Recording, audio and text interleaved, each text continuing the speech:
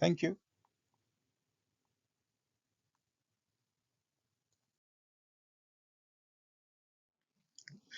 Welcome to MAN BMW camshaft-less engine, MEC engines. So this is the introduction to the module 1. Camshaft, less we understand that camshaft is removed. How does the engine still work if the camshaft is removed? That we will see. What is this MEC engine? MEC. Well, there are some designations which an engine maker puts. So that relates to that. So let us is So let us say this is an engine designation 6S70 MEB or C 7.1 GIT2. So here to begin with, T2 is tier 2 norm, that is NOx emissions. IMO NOx emission in where now tier 1, tier 2, tier 3. Globally, tier 2 emissions are to be followed, and ECA areas, depending on the age of the ship, tier 2 or tier 3 need to be followed. GI in this case is the gas injection. If there is nothing mentioned, that means it is fuel injection only. Dot 1 is some version number of the engine. Certain engines we had dot 2, dot 3, which has got different meaning. How the engine is controlled in that particular engine model. 7 is some mark number. The engine maker has different mark numbers for the different engine. BC is actually design. B means whether exhaust valve is controlled by the camshaft, but not the fuel injection. Fuel injection is electronically controlled. That is, that engine will be MEB engine. And C means where camshaft is completely removed. Compact engine. Com now, C means compact engine. Now, E in this case is electronically controlled or camshaft controlled. So in case you have MEC mentioned here, that means it's a compact engine where camshaft is completely removed. If you have MC, that means it is camshaft control engine, normal engines, conventional engine. ME if it is, that means electronically controlled engine, where camshaft is completely removed. If you have MCC completely removed, MEB means camshaft is partly removed. All right, that is the nomenclature. Now 70 is of course the bore, is the liner bore, not the piston bore, it's the liner bore.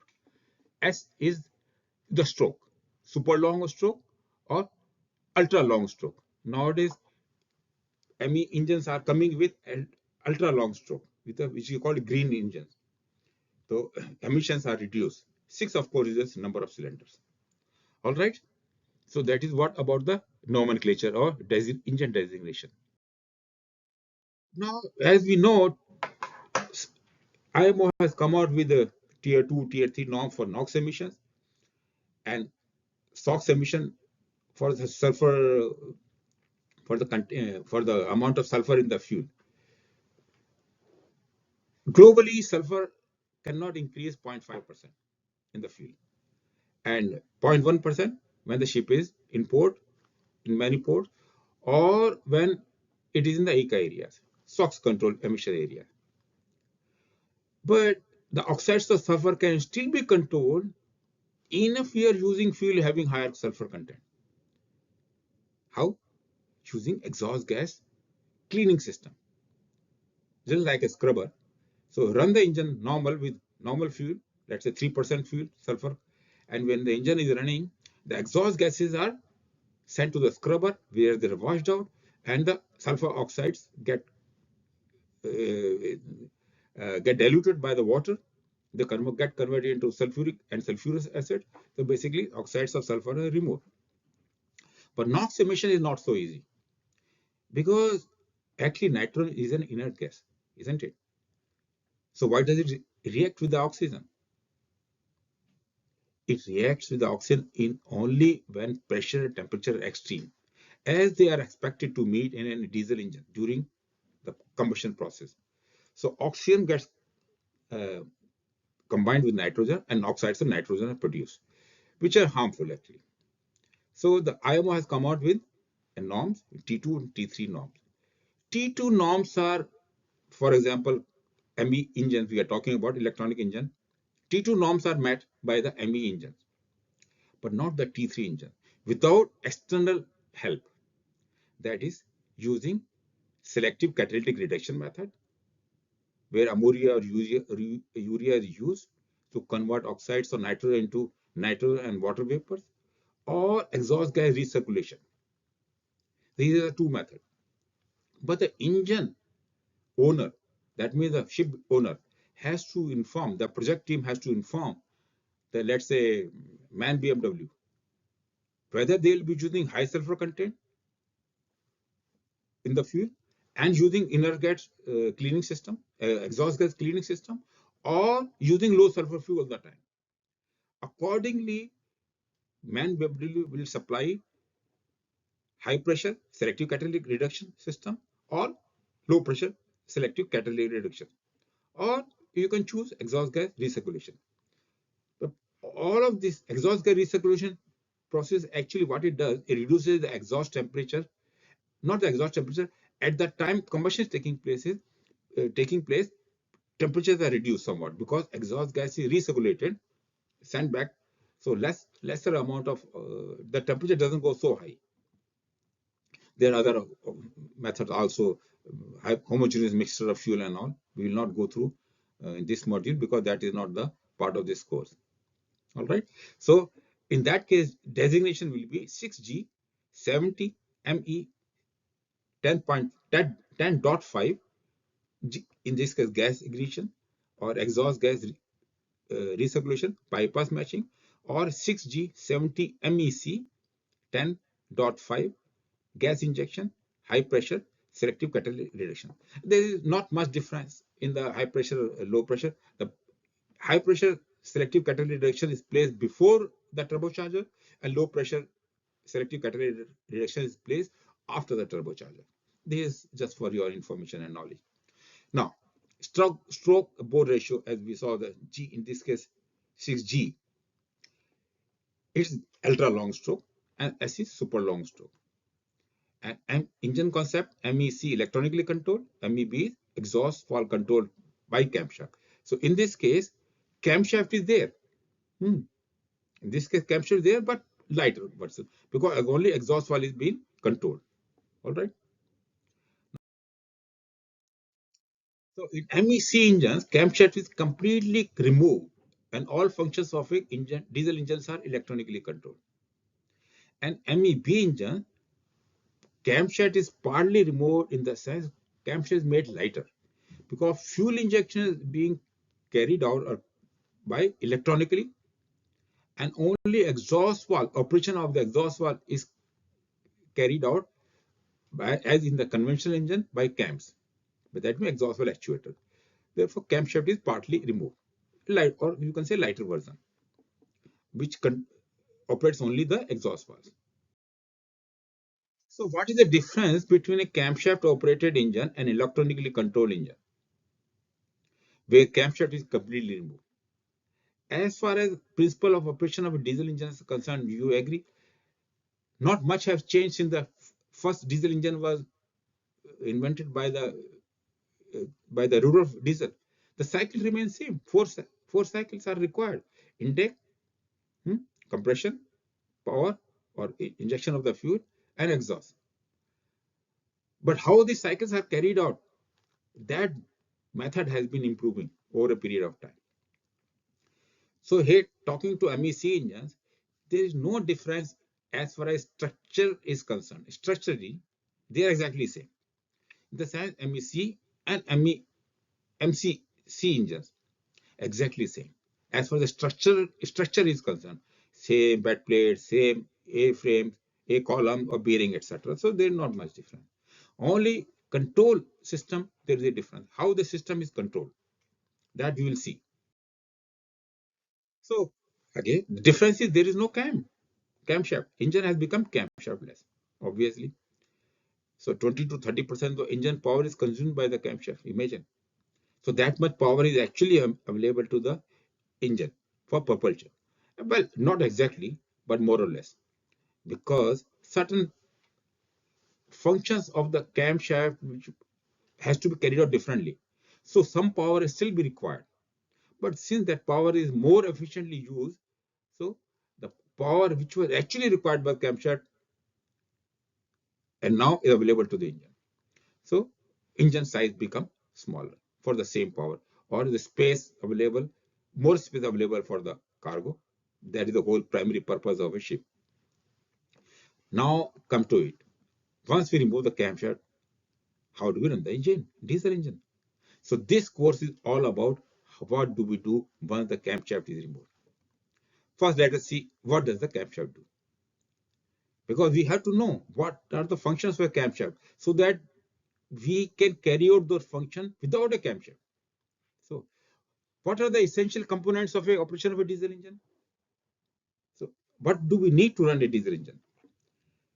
I request you to write down this answer so that you can compare your answer with us. I know, I'm sure you know your engine, so you'll be able to write your answer diligently here, and which will be definitely comparable to our answer, which we give to, which will be, which I will give you into the next slide. All right. So we move ahead. Next slide. Take your time. I'm waiting here. Don't worry. So once you completed and given your answer, come to this slide and compare your answer. So let's go ahead. I'm sure since you're familiar with the engine, as I said, your answer will be comparable with ours, if not better. What does the camshaft do? Fitted with cams for operating the fuel pump, of course, ensure that the fuel is delivered to the desired cylinder at the precise time required. The particular unit which require injection, that fuel pump will build up the pressure so that fuel can be injected into the particular unit. In our case, in conventional engine, cam is fitted on the camshaft so that the fuel pump roller will ride only the cam which is now due for injection as per the firing order. Pre-designed. So fitted with cam for operating the exhaust valve. Similarly, the time which exhaust valve and to open, cam is already fitted and fitted in such a way that only that exhaust valve actuator will actuate which needs exhaust valve to be opened. Then we have distributor for starting air. When the engine is stopped and you want to start the engine, air must admit into the cylinder which is ready for in the position to receive air so that the engine turns in the direction rotation is desired, ahead or stern. For example, firing order for a 600 is 153624. So accordingly, where the engine is stopped, now air will admit to one, number 5 or 3 or 6 or 2 or 4, depending on the which engine, which cylinder is in position and which direction engine is required to be started. So distributor, which is also mechanically driven. Then you have drive for the indicator device because you need to take power car and draw car. Cylinder lubrication. Also, you have drive shaft from the cam, derived taken from the camshaft itself. This is, of course, all of you will know, must be knowing. But if somebody who is a junior, fresher, who is doing this course, for your knowledge, speed of the camshaft is same as that of the crankshaft. On a two-stroke engine and a four-stroke engine, it is a half the speed. All right. Now, next slide. If we remove the camshaft, that means all the functions 1 to 5 need to be carried out by some other means. Correct? So we do not have any cam to operate the fuel pump and build the fuel pressure. We do not have any cam to operate exhaust valve actuator and open the exhaust valve. We do not have any means to drive distributor. So we are unable to admit pilot air to the desired starting air valve. There is no drive available for the indicator device, no drive shaft for the cylinder lubricator. But all these functions are essential to run the engine. So how do we do that? Let us see. How do we do that? So all the above functions are we need to carry out differently. Since no drive shaft, mechanical operation is not possible, camshaft is removed.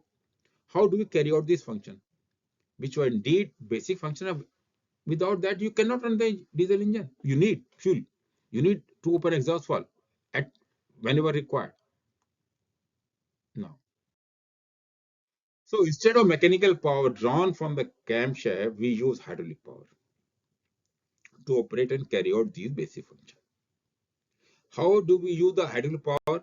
We'll of course learn during this course, but we use hydraulic power.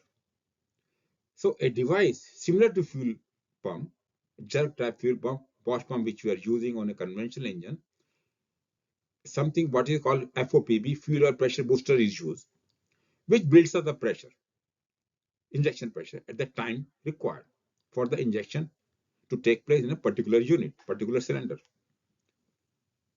But in this case, as I said, pressure is not built up using cam, but the plunger is in fact is raised up here also, or you can say piston by hydraulic pressure, which moves in a kind of barrel, similar kind of barrel, and the fuel which is there on top of the this unit will get pressurized. So somewhat similar manner as the jerk pump, but that the roller of the fuel pump is not riding on the cam. So the profile of a cam here in this case is not fixed. It depends on the how and when the pressure, hydraulic pressure reaches the bottom of the piston or the plunger which it will move up, how fast the pressure, hydraulic pressure rise take place. So then the injection will take place. How exactly is done, we'll see little later. Similarly, exhaust valve actuator. Actually, there is no difference in the exhaust valve actuator in a conventional and electronic engine. Only in this case also hydraulic pressure will come below the piston and move the piston up.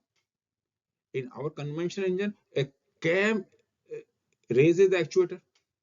When cam rises, when the roller guide of exhaust valve actuator rides on the cam, the pressure builds up in the hydraulic push rod, and that opens the exhaust valve. Similarly here, when the hydraulic pressure pushes the piston up, the hydraulic pressure built up in the push rod and open the exhaust valve, right? Don't we? Everything will become clear when we actually see the working of the actuators. Now, cylinder lubricator are also operated hydraulically with hydraulic pressure. We needed some device to operate. So to carry out the task which was carried out by the cams. So same that work is being carried out by the hydraulic pressure. All right. No mechanical drive is here because there is no cam or camshaft. Similarly, for distributor, we need actually, what does the distributor do? Distributor sends the pilot air to the required starting air valve of the cylinder, which needs to admit the air. In this case, what we do, we electronically open the solenoid valve because there is no distributor. In this case, no hydraulic oil is also used. Electronically, we send a signal to the solenoid valve of the unit which requires air to be admitted as per the program logarithm. The solenoid valve will open, allow the pilot air to enter into the starting air valve. And when the pilot air enters, main air is already available to the starting air valve, and the starting air valve will open and admit the air to the cylinder. The engine will start in the desired direction. Indicator cards here are taken using PMI. We will see how it is done because it needs a different attention. So we'll do it. But PMI, I think some of you might have been using already. So maybe no basic principle you must be knowing.